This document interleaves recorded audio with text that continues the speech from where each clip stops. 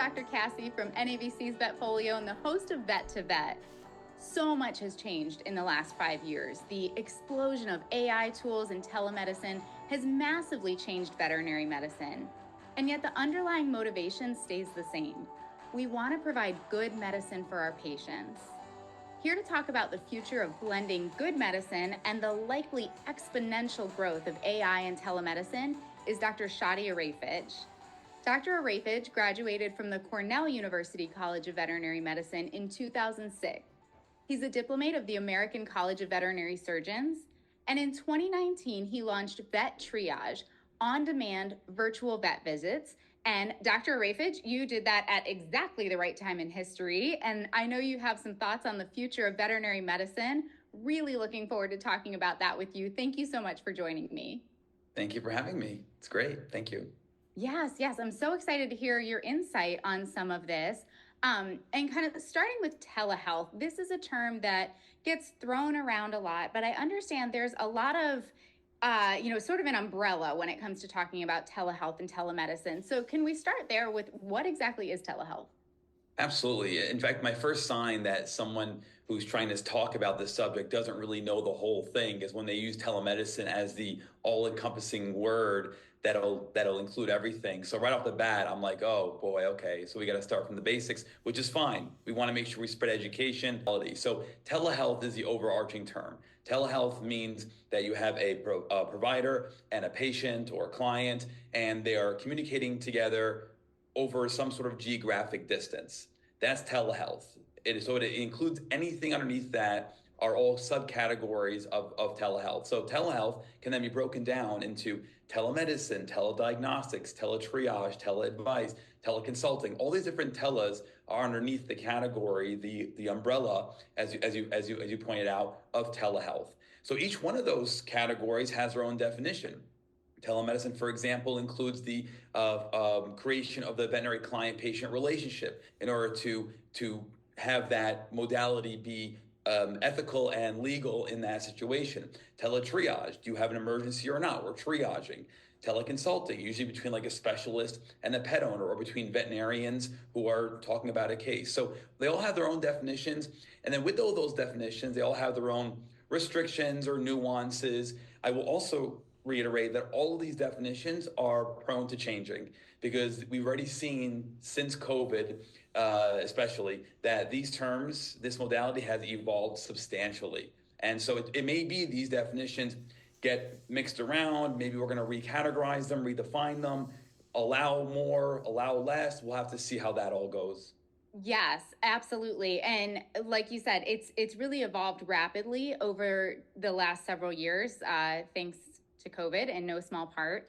And so that makes sense to really kind of keep our eye on the ball and see how things continue to change over the next several years as we're implementing all of this. I know something, big question that always comes up when we're talking about telehealth is the legal consideration. What can we legally do? What's going to get us in trouble when it comes to telehealth? So can you talk about some of the legal considerations around telemedicine? Sure. So first, some foundational elements.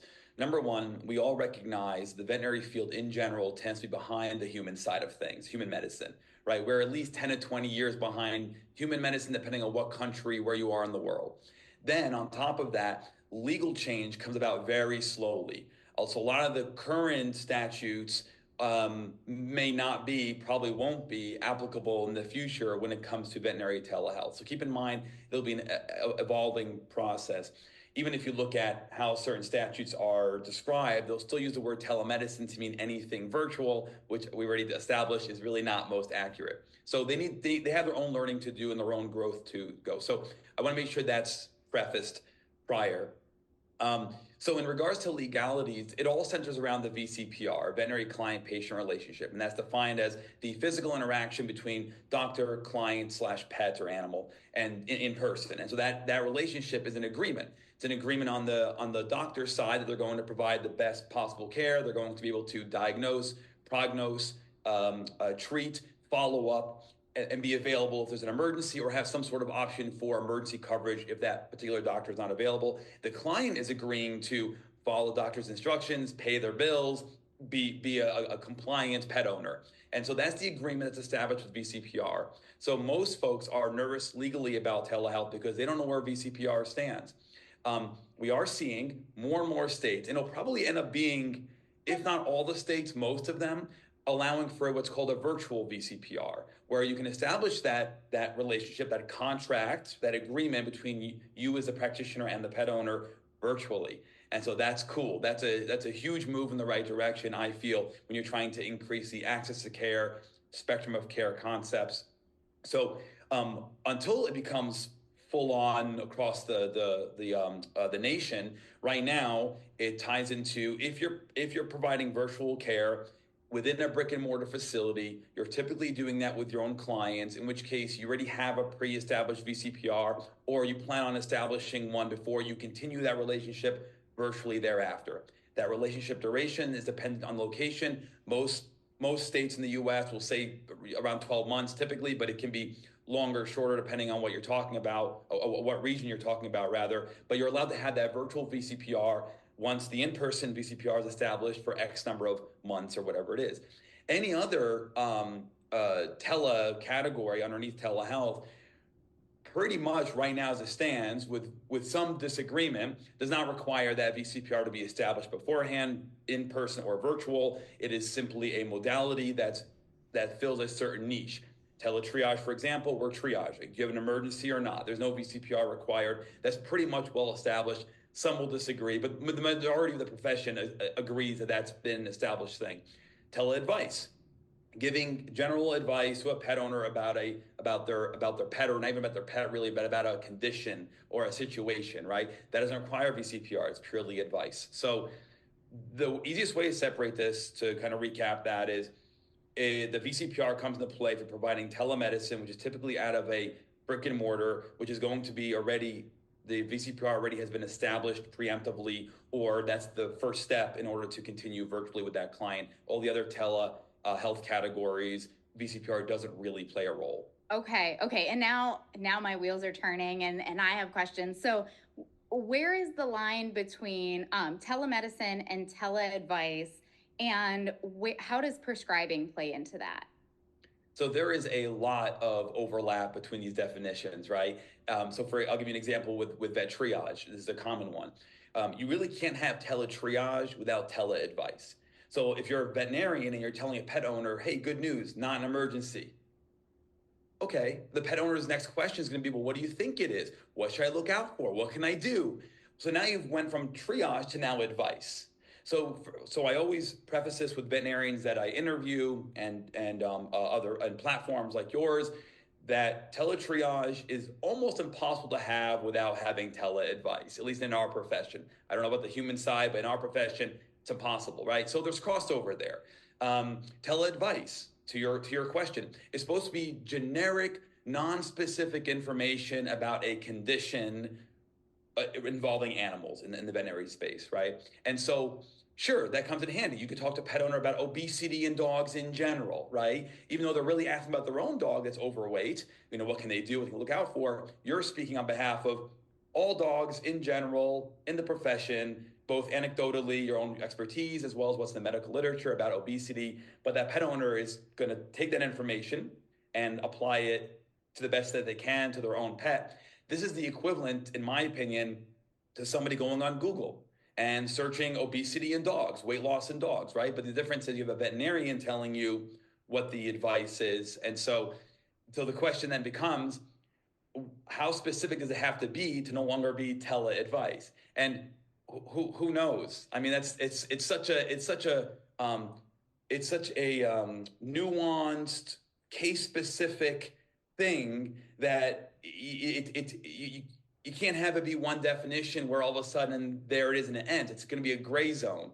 So I don't have the answer to that. I don't think anybody does, which is also why, to some degree, some of these nuanced categories might be a bit ridiculous in terms of what's actually happening clinically. That's basically my point, is that these definitions, although they sound nice on paper, they sound great, we're discussing it, in reality, it may not be as useful as we think, and they probably serve to cause some level of confusion, which is why I said these are probably going to evolve over time, because I can see some consolidation happening between some of these terms. Yep, that makes sense, because as I was listening, I'm going, okay, so you could, from the tele-advice standpoint, say, well, diarrhea, GI upset, feeding a bland diet like boiled chicken and rice can help, which sounds like it's falling on the advice side, but oh, you can go ahead and feed him a bland diet of boiled chicken and rice is more on the telemedicine side. So yeah, it sounds like there's some a very a moving target, and as far as where the line is.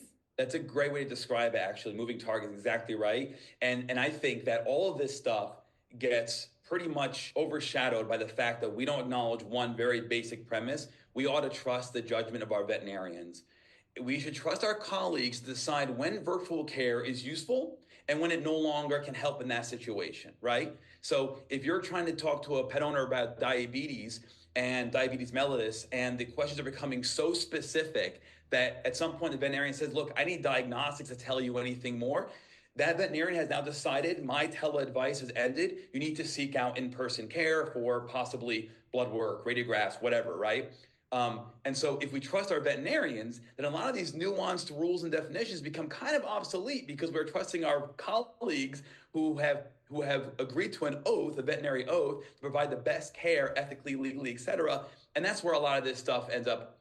That's where I get on my soapbox, because if we trust our colleagues, then a lot of these nuanced gray areas becomes obsolete, because we trust our colleagues to make the right decision.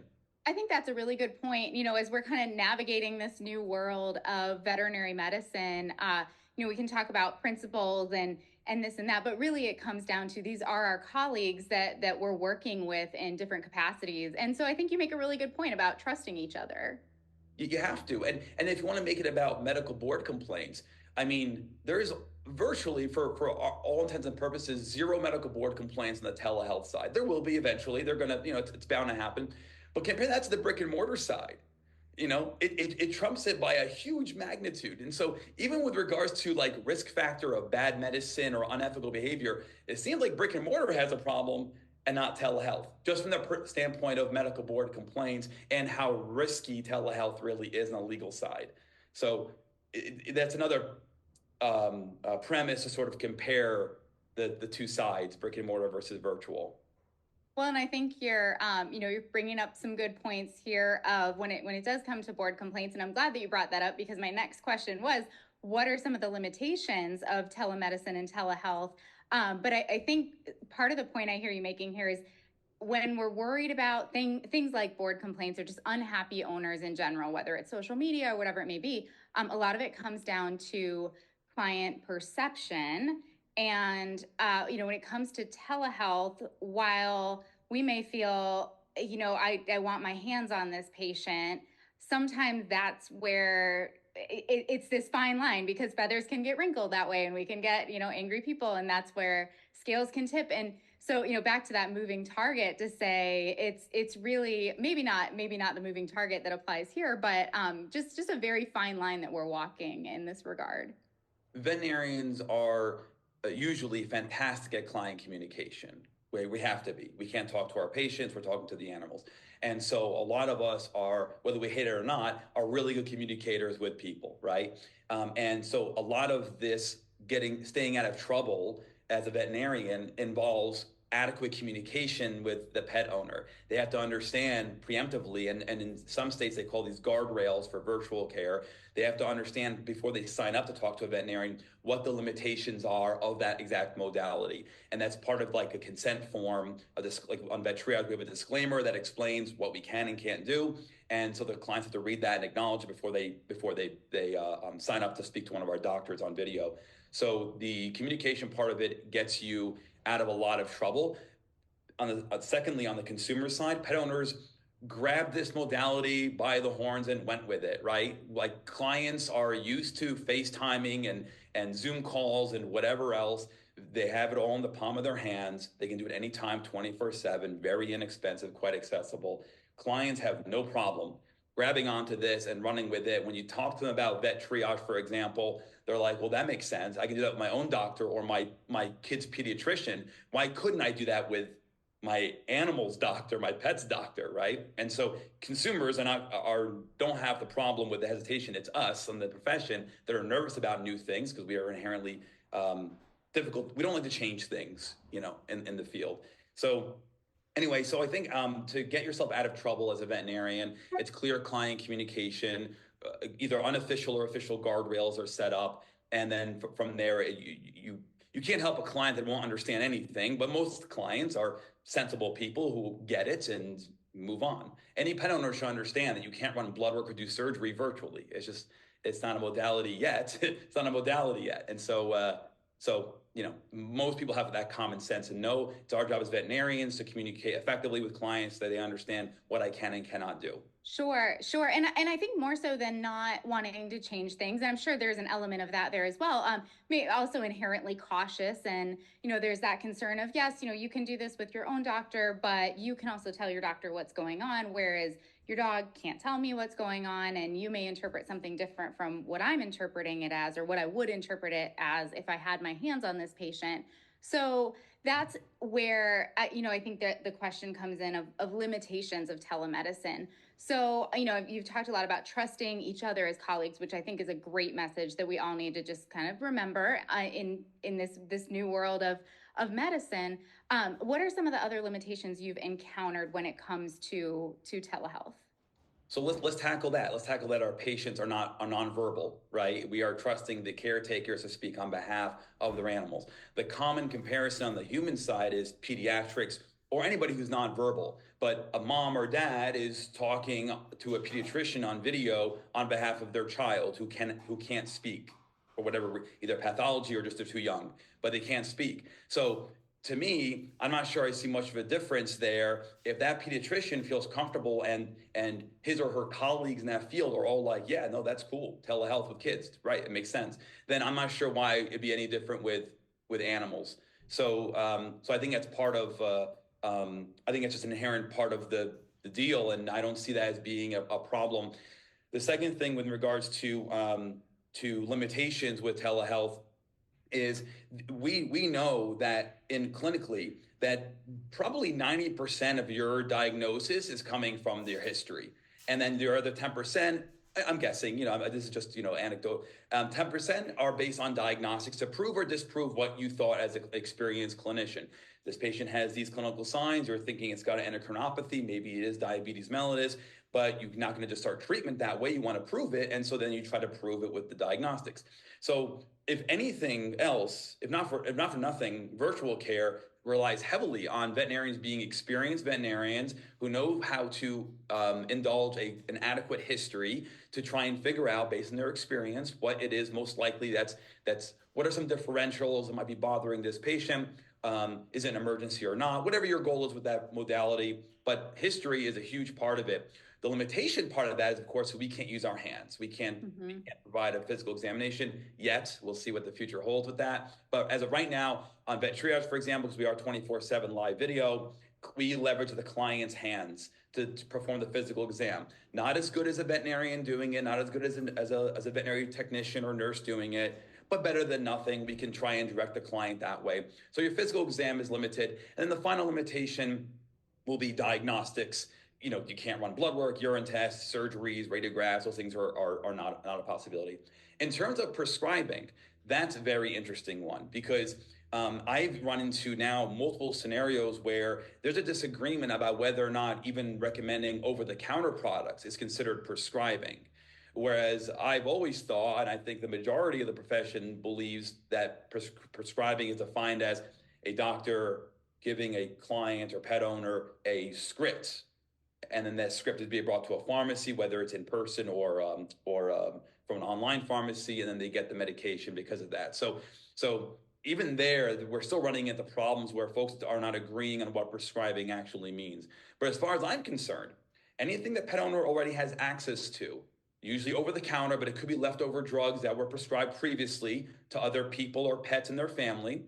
If the client has access to it, then that pet is at risk of that client Googling that product and using it or misusing it or using it inappropriately for that scenario. So if that's going to happen anyway, my belief is a veterinarian should then direct that measure instead.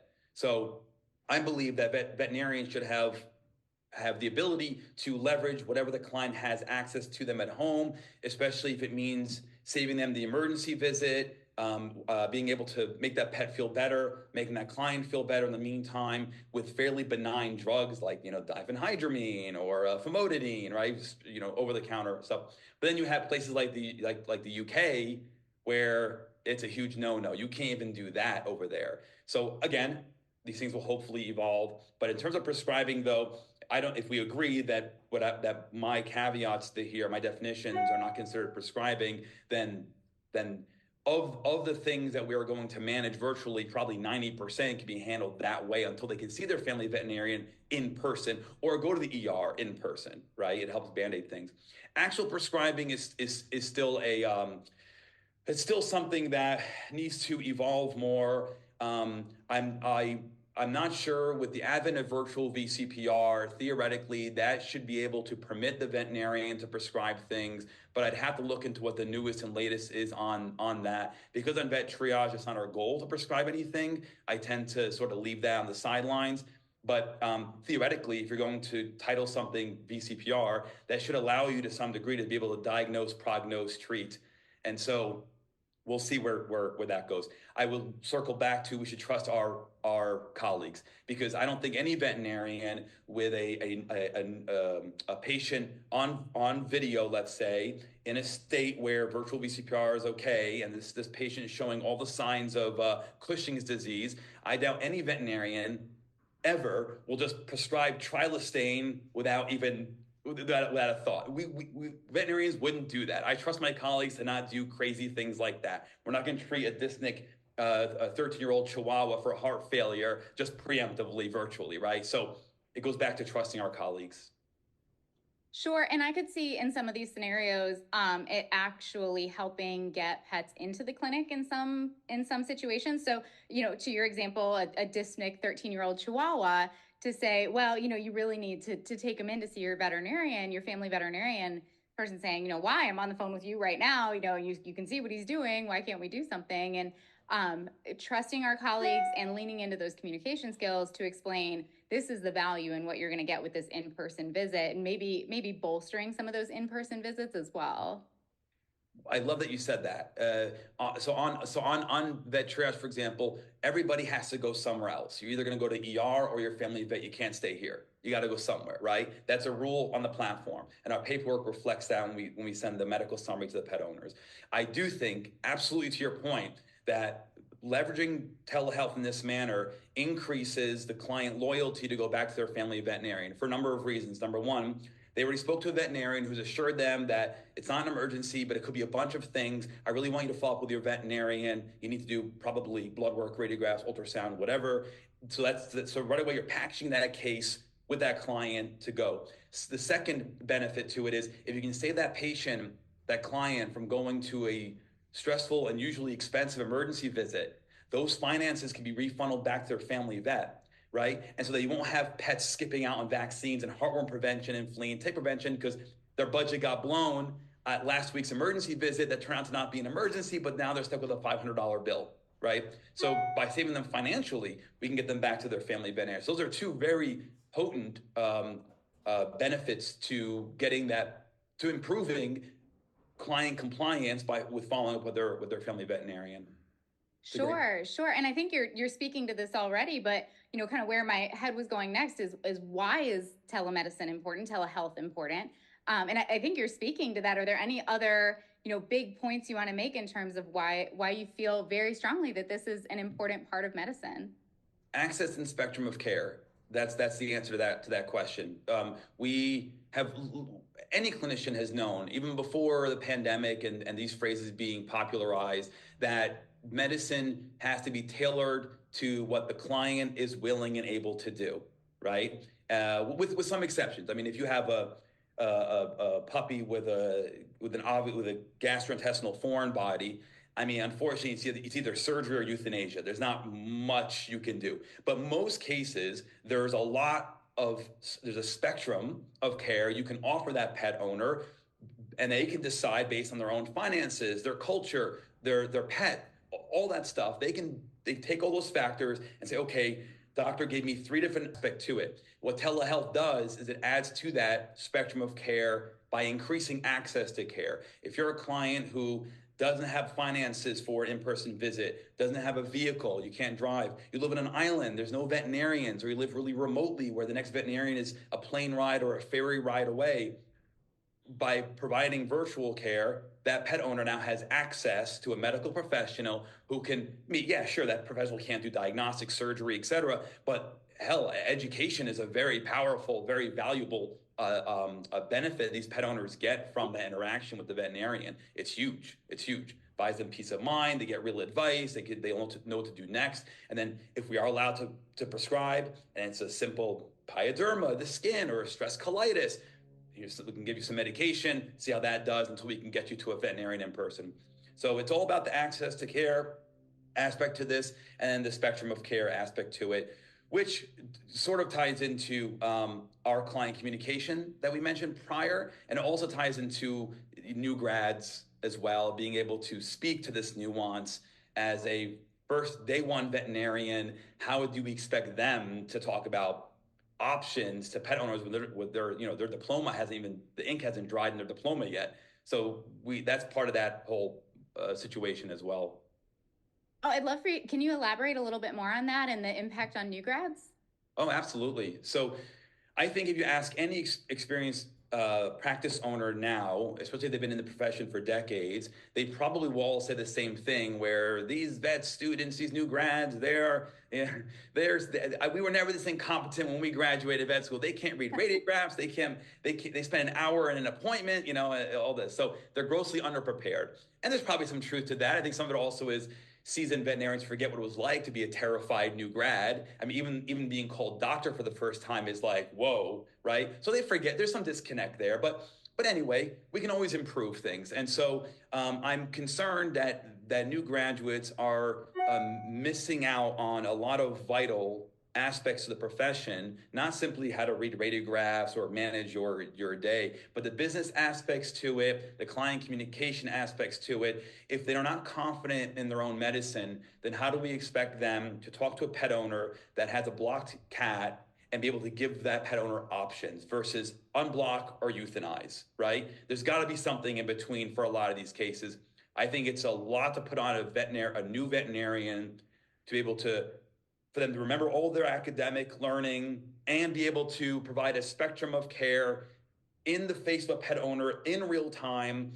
That's a hard ask for an inexperienced veterinarian. So mentorship being after veterinary school, but even before graduating, being able to expose veterinarian students and new grads to that is of vital importance, I think, to honestly the future of our profession.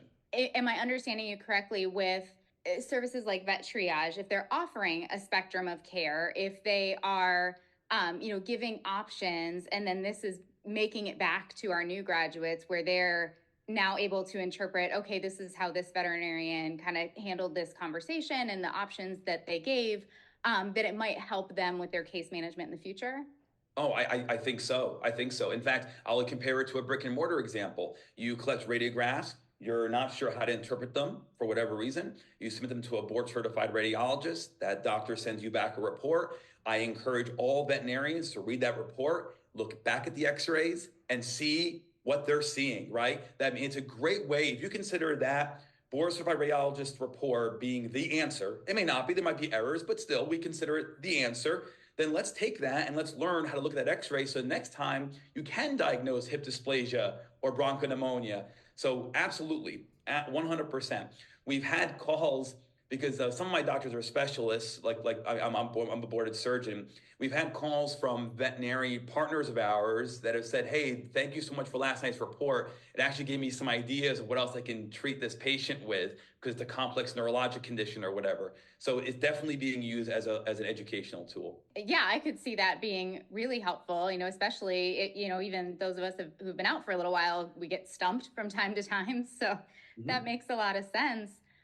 I want to spend a minute too talking about sustainability and words that we're hearing more and more, like retention in veterinary medicine, and how telehealth plays into sustainability and retention by maybe taking some of the pressure off of brick and mortars and these in-person visits. For example, you mentioned in these remote areas where maybe there's a lot of on-call hours, maybe providing a little bit of a relief valve there, or even even if you do have emergency facilities close by, like you said, that's not cheap. And sometimes it can be tough if a client just doesn't know if it's an emergency and they're having to go in just to be on the safe side.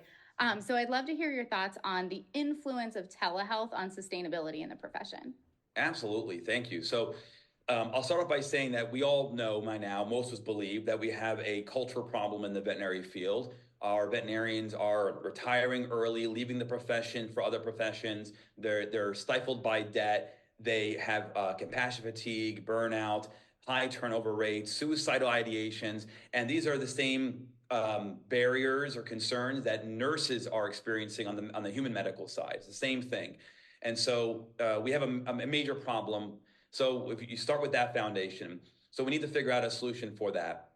And one of the avenues that telehealth plays a massive role, and again, I hate to keep talking about vet triage, it's just we're the only ones that operate this way. So I don't want to sound too salesy. So with vet triage, for example, you asked about after hours on call. If they can eliminate the answering service or whatever their current system is for after hours on call, and instead have vet triage all of their incoming calls, and in our case, videos, that cuts down that practitioner's on call on a weekly basis by about 90%.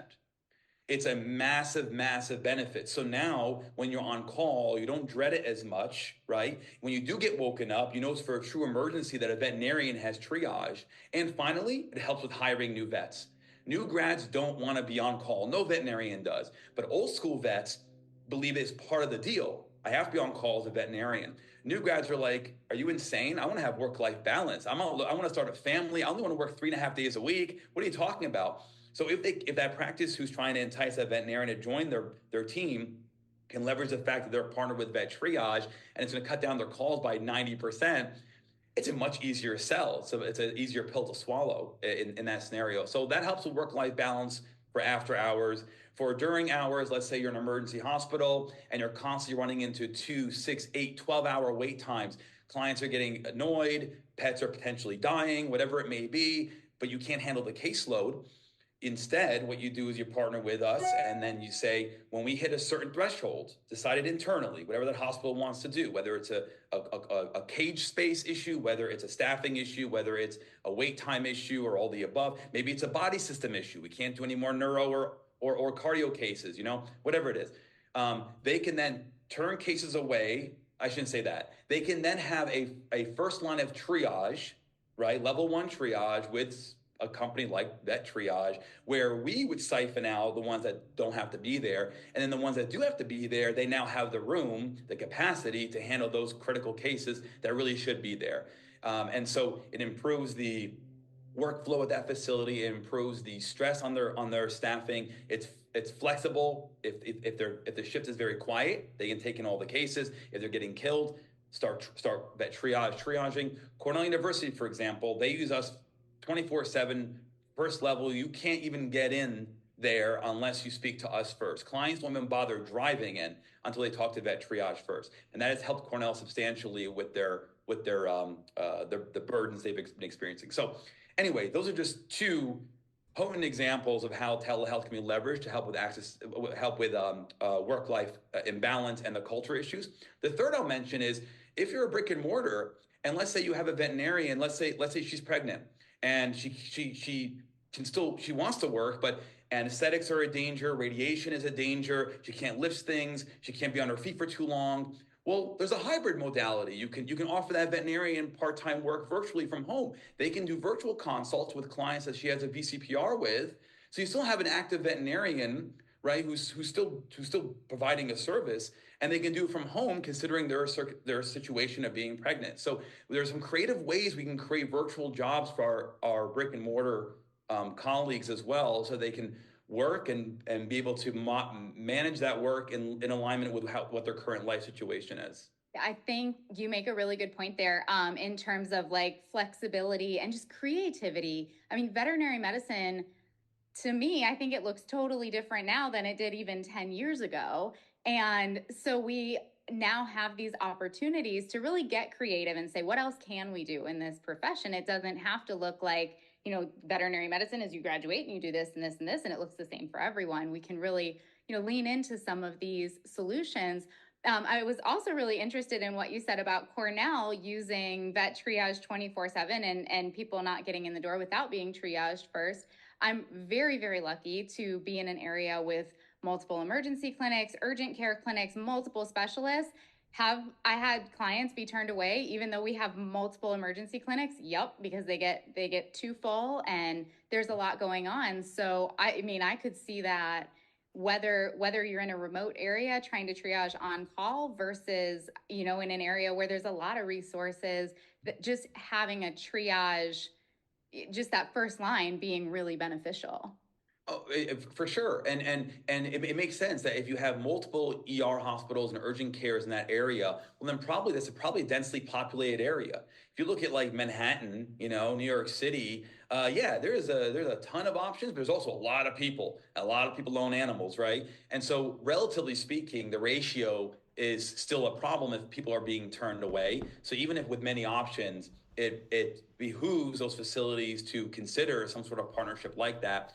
From a business standpoint, the other thing I'll add to your comment is when we see, and again, this is business related, it's not empathy related. The critical cases are also the high revenue cases. They're the ones that are going to bring in the money.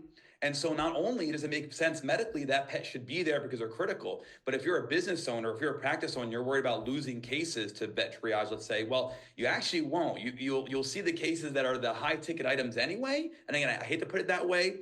But it's the reality of the profession that there's business related to it. And so usually the critical ones coming in are also the ones that are going to be the most expensive, which helps keeps the lights on, pays your staff, health insurance, all that stuff. So it actually can help their revenue. And then of course you can talk about mitigating turnover, helping with hiring, all that stuff. The online reviews by pet owners who are upset they had to wait 6 hours, so for a broken toenail or whatever. So all that stuff is a money saver when you have an outlet like Vet Triage you can refer cases to when you reach a certain threshold. And probably relationships between referral facilities and general practice to say, if you have that intermediary saying, okay, you go to the emergency clinic, you go back to your general practice, then maybe we're taking some of the pressure off the emergency clinic and siphoning them back to general practices from a practice ownership and revenue standpoint. 100%. Thank you for saying that. So the relationship between general practitioners and an emergency hospital gets strenuous when the GP opens up on Monday morning and finds out their client went to ER for a broken toenail or whatever and spent all this money and all this stuff. And they thought, why wouldn't you send that case back to me? It's an ear infection. It's stress colitis. And so GPs hate that. GPs, the whole point. But they really don't like when the ER doctor or the ER hospital works up these cases that probably could have waited for the GP to work them up. That GP wants that client back. They want to maintain that loyalty. They have the relationship with the client. They want that revenue stream. And again, ER really should be focused on critical cases that should be there. So you're absolutely right. As a boarded surgeon, that relationship between specialty ER and GP is vital to make sure all our colleagues are happy, everybody's getting fed, the pets are being managed appropriately, which is of utmost importance.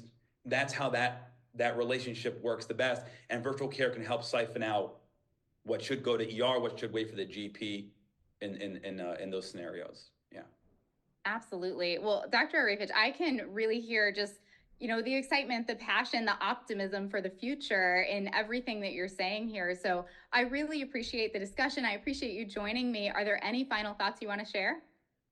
I do think that in line with the mentoring aspect that we were talking about before, we have Vet Triage Pro now. And so Vet Triage Pro is where a clinician, doesn't matter what level of experience, but most of the ones that have been utilizing it are inexperienced. They can run a case by a veterinarian on live video, and that veterinarian is going to be a seasoned doctor. Not the same thing as talking to a specialist per se, right? If you want to talk to a specialist, you have to talk to a specialist. But if you're a new grad and you have a lame dog and you collected some radiographs and you don't really know what to do with this case and you're kind of confused, or you have some crazy metabolic derangements on a possible Cushing's animal, I don't know how to read these. Are these lab errors? Is this real?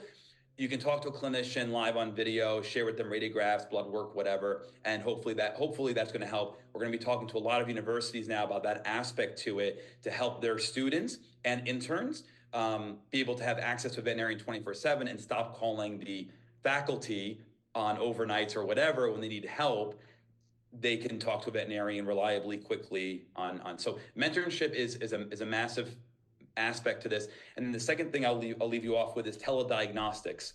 We are going to be seeing, we already are seeing telediagnostics. It's already here, but we're going to see some pretty fancy stuff coming down the pipes in regards to telediagnostics, which I would define as the ability of a clinician to evaluate objective data points about a pet remotely. So whether that's in the hospital or in a home setting, the veterinarian can look at those data points about that pet and decide when something is of concern, or the pet owner can look at data points and the machine alerts them that this is an abnormal value. That then tells that client, I should talk to a veterinarian. And so telediagnostics they're already here, but since it's still under-recognized, that's going to be a huge future part of virtual care. I'm glad that you brought that up, because I kept hearing you say these things throughout our conversation. I went, what does he know? You're saying we can't do blood work and x-rays if we're not with the patient. We can't do an exam. We can't use our hands if we're not with the patient yet. And I'm like, what is going to happen in the future? I'm picturing like Star Trek, and we're like beaming to the patient's house and doing our exam and then beaming back to the clinic.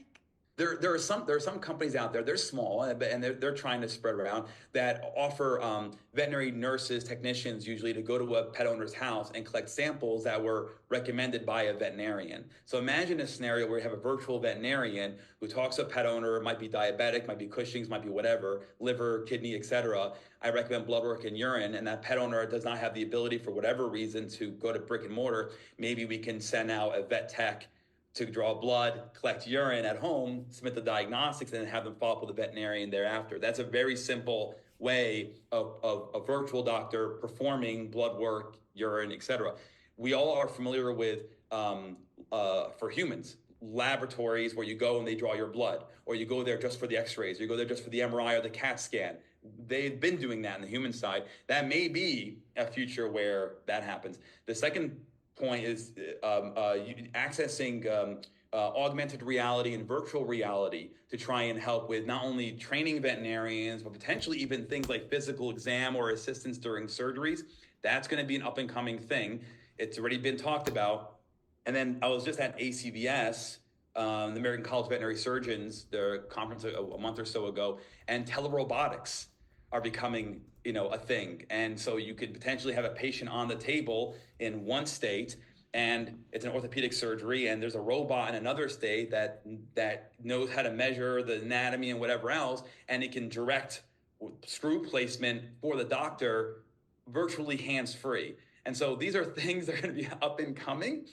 So when you and I are talking about like the legality, VCPR, to me, it's preschool stuff, because we are so far ahead. And the things that people are talking about and reporting on and experimenting with are going to blow our minds. We have no concept of it right now in the grand scheme. My gosh, the future is here. Yeah, it's crazy. Fun. Well, I feel like that needs to be a whole nother talk, because I have all kinds of questions in that regard. But to know my own limits and keep myself from going down and asking 15 more questions, I will wrap it up there and say thank you so much for joining me. This has been a really interesting conversation. Thank you for having me. Thank you for everything. This has been great. And thank you to Blue Buffalo for partnering with us for this edition of Vet2Vet. Check out NAVC's vetfolio.com for more of our B2B discussions on various topics in veterinary medicine. And remember, if one animal is better off because of you today, it's a great day.